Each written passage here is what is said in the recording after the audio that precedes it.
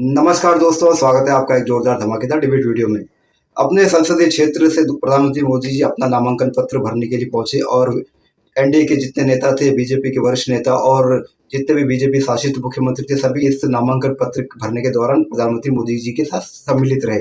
तो दोस्तों, इसी पर यह डिबेट है। डिबेट में आप देखोगे अशोक यादव जो समाजवादी पार्टी के प्रवक्ता है, वो कहते हैं कि ये इन्होंने दिखावा किया है। समाजवादी पार्टी ऐसे दिखावे में विश्वास नहीं रखती है, समाजवादी पार्टी काम पर विश्वास रखती है। तो दोस्तों, इनके काम को और इनके दिखावे को अमिताभ अग्निहोत्री जी ने बहुत अच्छी तरह से एक्सपोज किया। दोस्तों, डिबेट बड़ी जानदार, शानदार, मजेदार है। मैं आपसे रिक्वेस्ट करता हूं कि दोस्तों 3 से 4 मिनट तक वीडियो जरूर देखिए, क्योंकि पहले होता है स्टोरी, उसके बाद होता है एक्शन। तो ये 3 से 4 मिनट आप वीडियो जरूर देखिए। तो चलिए शुरू करते हैं डिबेट। के नामांकन को बड़ा कर लेते, मान लो तय कर लेते तो राहुल गांधी, प्रियंका गांधी, सोनिया गांधी, खड़गे, स्टालिन, ममता, दिस दैट, एक रौला चौला हो जाता, कन्नौज में हाहाकार हो जाता। नहीं, अब क्या किया आपने? अखिलेश जी, रामगोपाल जी, शिवपाल जी बोले हो गया धर्मेंद्र। अरे इनको तो रोज ही देख रहे लोक संघ में, ये तो घर ही के। या अखिलेश यादव, राहुल गांधी मिलकर तय कर लेते भाई राहुल जी का बड़ा करना है नामांकन, तो उनके यहां रौला चौला हो जाता। शरद पवार, उद्धव ठाकरे, नहीं तो रायबरेली वालों को भी अच्छा लगता। किशोरी लाल का बड़ा करने की जरूरत नहीं थी, क्योंकि उनके साथ तो कांग्रेस ही नहीं गए पर्चा भराने, तो किशोरी लाल का नाम नहीं ले रहा। लेकिन अखिलेश यादव और राहुल गांधी का तो कुछ हो सकता था भव्य। अशोक जी, अंता भी देखिए, समाजवादी पार्टी तमाशेबाजी में विश्वास नहीं करती और काम में विश्वास करती है। संपत सरन जी की एक रचना थी, राजा छटा हुआ तमाशेबाज था, और वो प्रजा के मनोविज्ञान से भली भांति अवगत था कि चाहे अमीर हो, गरीब हो, ज्ञानी हो, अज्ञानी हो, सभी लोग घूस के तमाशा देखते हैं। और प्रजा जब महंगाई, बेरोजगारी पर ध्यान देने को कहती है, तो राजा गुफा में ध्यान की मुद्रा में बैठ जाता है। ये संपत सरन जी की रचना है।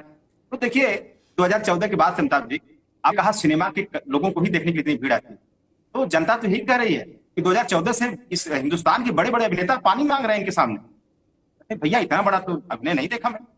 तो कला है, सबकी अपनी कार्य करने की शैली है, सबकी अपनी। मोदी जी की कार्यशैली है ऐसी भाई। हम लोग सिर्फ और सिर्फ काम पे ध्यान दें। दूसरी बात देखिए, आपने बहुत सारी बातें कही, लेकिन अगर मोदी जी लोग कहते हैं 400 पार, मैं आपको बताऊं आज तक मोदी जी ने जो जो बातें कही उसका ठीक उल्टा हुआ है। ये 400 पार कर रहे हैं, मतलब ये 400 हार कर रहे हैं। 400 हार की बात कर रहे हैं। अब 543 में से 400 निकाल दीजिए, 143 सीट आ रही। वही हमारे राष्ट्रीय अध्यक्ष कह रहे हैं 125 150 कम सीट जाएगी। तो ये सब उसी तमाशेबाज का हिस्सा है, तमाशेबाजी का। तमाशा करके भीड़ जुटा लो और 400 पार का, ताकि जो गुब्बार है वो लगे कि हाँ हम 400 पार हैं, लेकिन जो इतिहास है अभी तक का जो कहते हैं उसका उल्टा होता है, इसलिए 400 हार। ठीक है। मेरे दोस्त ने, अशोक यादव जी ने कहा कि हम लोग तमाशे में यकीन नहीं रखते, हम लोग तो कौपीनधारी है, सेवा भावी लोग हैं टाइप का कुछ एक भाव उन्होंने कहा कि से बाबा सन्यासी होते हैं कि परमार्थ के कारण साधुन धरा शरीर, परमार्थ के कारण ही साधुओं ने शरीर धारण किया। वो बता रहे थे अशोक जी। अशोक जी, आपको याद हो ना हो, आजम खान साहब ने नेताजी का जन्मदिन मनाया क्या? इंग्लैंड से बग्घी मंगाई क्या? घोड़े अरब से मंगाए क्या? और उसमें खुद नेताजी के साथ बैठे, सामने अखिलेश जी को बैठा, जबकि चीफ मिनिस्टर थे क्या? और 4-5-10 लोग और भी बैठे थे। पूरे दिन रास रंग चला, लगा वैकुंठ इंद्र की सभा में आ गया प्रदेश। ऐसे ऐसे नृत्य, ऐसे ऐसे कार्यक्रम, लगे कि भाई जन्नत यही है। और कुछ लोग तो समझ रहे थे कि 72 हूरों टाइप का जन्नत है क्या?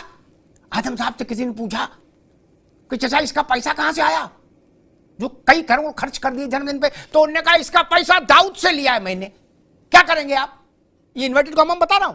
उन्होंने कहा इसका फंडिंग दाऊद इब्राहिम ने की है। बोलो सियावर रामचंद्र की जय। ये सेवा का काम था, ये लोक सेवा थी। आपने कहा कि हम लोग तो उसमें नहीं, कैसे कैसे आतिशबाजी, कैसी कैसी झिलमिल रोशनी, सब कुछ फिल्मी था। नहीं, कुछ भी लोहिया जैसा नहीं था मित्र। इसलिए ऐसा ना कहो, हमको मालूम है जन्नत की हकीकत क्या है, इनकी भी और आपकी भी। सब उसी थैली चट्टे बट्टे, भैया छोड़ दो, उस बहस में क्या पढ़ना। हमसे परसों किसी ने कहा कि भाई साहब कहीं जया बच्चन नहीं देखी, ना मैनपुरी में, कन्नौज में, दोनों जगह वोटिंग हो गई क्या? जया बच्चन कोई कार्यकारिणी के राजनीतिक और आर्थिक प्रस्ताव लिखने के लिए तो है नहीं, वो तो फील्ड नहीं उनका। वो तो मंच के लिए है कि भाई hello hi, photo selfie please come, यही ना। ऐसा तो नहीं कि वो देश की स्थिति को बड़ा भारी भाषण देंगी या चौखंबा राज पे बोलेंगी। क्यों नहीं आई? आपने सबसे विरोध ले लिया उनको जितवाने के चक्कर में।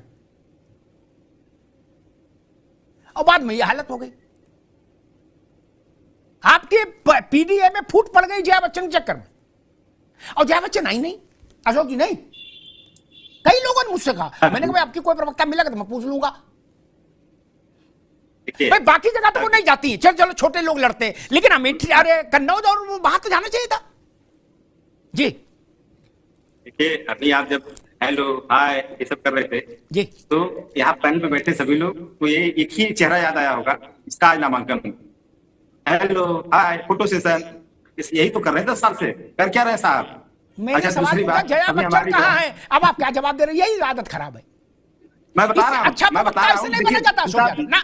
अच्छा प्रवक्ता बनने के लिए सवाल का उत्तर देना ही चाहिए, दे नहीं रहा तो थितरा ही है। देखिए जी, जब सबका काम अकेले वही साहब कर ले रहे हैं, सारे नेताओं का काम, सारे अभिनेताओं का काम, फिर क्यों जाएगा कोई वहां पे अपनी कला का प्रदर्शन करने? सारी कला तो कूट कूट के इन्हीं के अंदर भरी है, तो सब लोग, मैंने तो शुरू में ही कर दिया, सारे कलाकार पाना है जब 2014 ठीक है अशोक यादव, ठीक है। दूसरी बात आगे मेरे प्रश्न का उत्तर नहीं तो दूसरी बात का अवसर नहीं ना।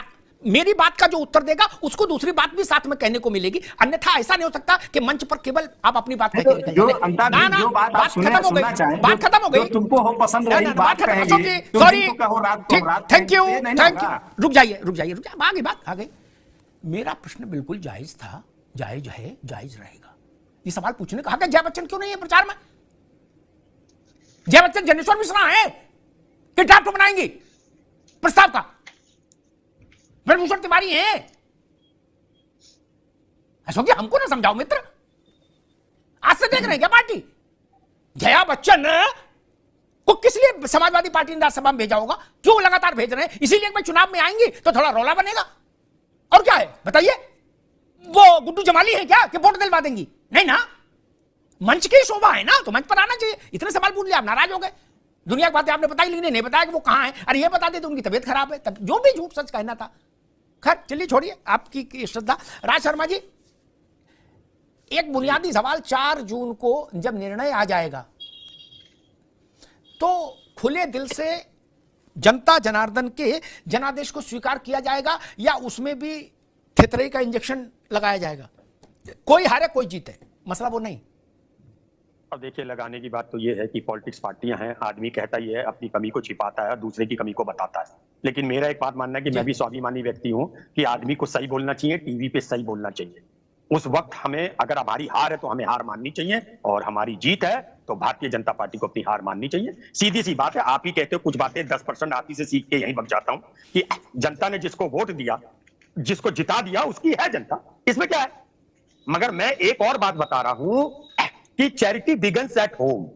पहले मैं अपने क्षेत्र के बारे में जानूं, अच्छी तरह बताऊं, तो अगर मैं कहूं मेरे क्षेत्र में एनडीए गठबंधन कतई हार रहा है, कतई हार रहा है, कतई हार रहा है। और एक और बात कहना चाहता हूं, अभी जो मैंने कहा था कि ये जाति शेड्यूल कास्ट, कौन सी जाति कहां विरोध कर रही है, ये अलग चल रहा है। जैसे अगर बरेली की बात करोगे तो मैं दावे के संग कहता हूं, आपसे आंख से आंख मिला के कहूंगा कि बरेली लोकसभा में मौर्य जाति भारतीय जनता पार्टी का विरोध कर रही है। 4 तारीख को भी यही बात कहूंगा मैं, आंख से आंख मिला के। सच कहने की आदत होनी चाहिए। और मैं एक और बात कहता हूं अशोक भाई से विनम्र निवेदन करके, जया बच्चन जी को आना चाहिए था, वो अखिलेश जी से धोखा कर, उन्हें आना चाहिए था। ये बात बड़ी कही, मैं इसके लिए आना चाहिए था अशोक भाई, इतना सच बोलना चाहिए। अशोक यादव जी ने, बेटी घूम रही है, अशोक यादव जी ने जो रुख अख्तियार किया, ठीक है राज भाई आगे बात, जो अशोक, मेरे भाई अशोक यादव ने जो रुख अख्तियार किया शर्मा शुरमी, वो रुख उनको आजमगढ़ में मुश्किल देगा, गांव गली में। ये मुझसे भाजपा वालों ने पूछा इनकी सेहत पर क्या फर्क, जया बच्चन आए चाहे नहीं आए। सपा के नेताओं ने कहा कि भाई साहब देखो, अखिलेश जी को बोलो आप। उन्होंने सबको नाराज करके टिकट दिया और सबसे पहले विधायक इनको अलॉट कर दिया 50, ताकि इनकी कुर्सी न हिले, ये पहली बार में जीत जाए। अब बोले आई नहीं,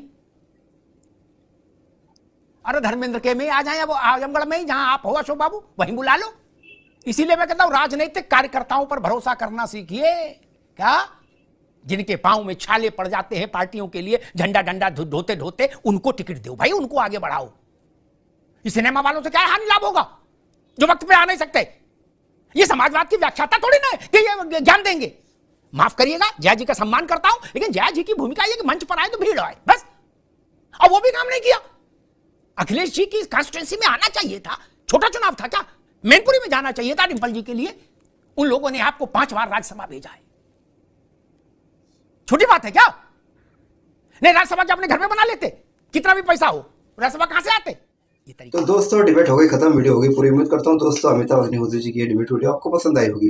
तो दोस्तों मैं इसलिए कहता हूँ कि 3 से 4 मिनट वीडियो देख लीजिए, क्योंकि पहले स्टोरी चलती है, बाद में फिल्म चलती है और फिल्म का क्लाइमेक्स चलता है। इसी तरह अमिताभ अग्निहोत्री जी पहले सामने वाले को बोलने देते हैं, बाद में रिएक्शन देते हैं और फिर कुटाई करते हैं। कुटाई के दौरान उनकी पूरी पोल पट्टी खोलते हैं। जैसे इस वीडियो में आपने देखा होगा, अमिताभ अग्निहोत्री जी ने बताया कि दाऊद के पैसे से आजम खान मुलायम सिंह यादव का बर्थडे मनाया करते थे, जन्मदिन उनका मनाया करते थे दाऊद के पैसों से।